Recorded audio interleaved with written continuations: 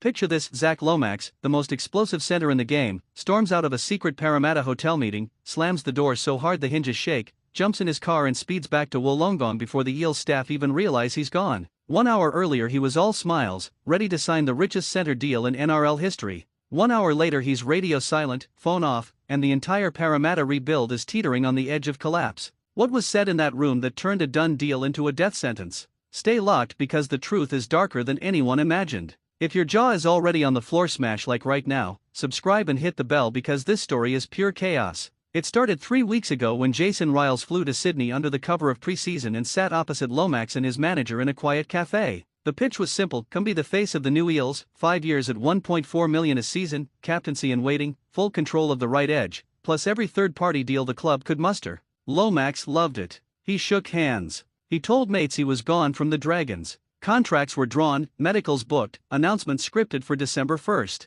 Parramatta thought they had stolen the biggest free agent fish of the decade. Then came the secret meeting that changed everything. Last Thursday night in a serviced apartment overlooking the Parramatta River, the Eels rolled out the red carpet. Riles, the CEO, the chairman, even a club legend flown in for gravitas. They laid out the vision boards, the salary cap spreadsheets, the plan to pair Lomax with Mitchell Moses forever. Everything was perfect until someone slid a fresh document across the table, a behavioural clause so strict it basically banned Lomax from ever speaking his mind again. No podcasts, no social media rants, no post-match interviews pre-approved, fines starting at $50,000 for anything deemed damaging to the brand. Lomax laughed, thought it was a joke. They told him it wasn't. The mood flipped from celebration to interrogation in 30 seconds flat. Here's where it gets nuclear. Sources inside the room say the Eels then dropped the real bomb. They wanted Lomax to publicly apologize for every critical comment he ever made about the Dragons and promise never to speak negatively about any club again. They framed it as leadership maturity.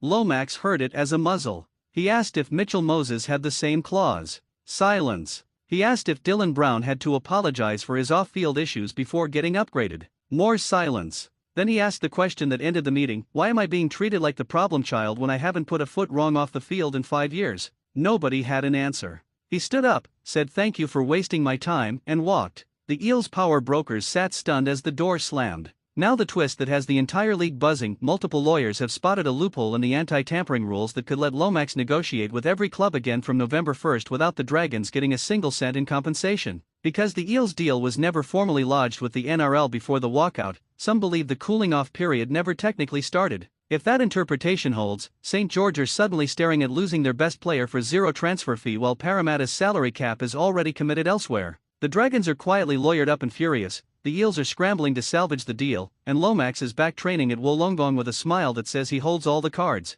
This is Aussie NRL Updates, and the fire is raging hotter than ever. One slammed door just turned the entire 2026 market into a bloodbath. Lomax is now free to listen to the Roosters, the Storm, even the Broncos again, and every club knows Parramatta's behavioural clause disaster has scared him off heavy-handed cultures. The Eels thought they were buying a superstar. Instead they handed every rival the blueprint on exactly how not to recruit one. December 1st is meant to be celebration day in Parramatta. Right now it feels like Judgment Day. Who lands Lomax now? Will the Eels salvage anything? Or did one paranoid clause just cost them the signature that was meant to define the Riles era? The fallout is only beginning. Lomax has gone dark, but his manager has already taken calls from 4 clubs in 48 hours. One mystery bidder has tabled 6 years at $1.5 million with zero behavioural restrictions.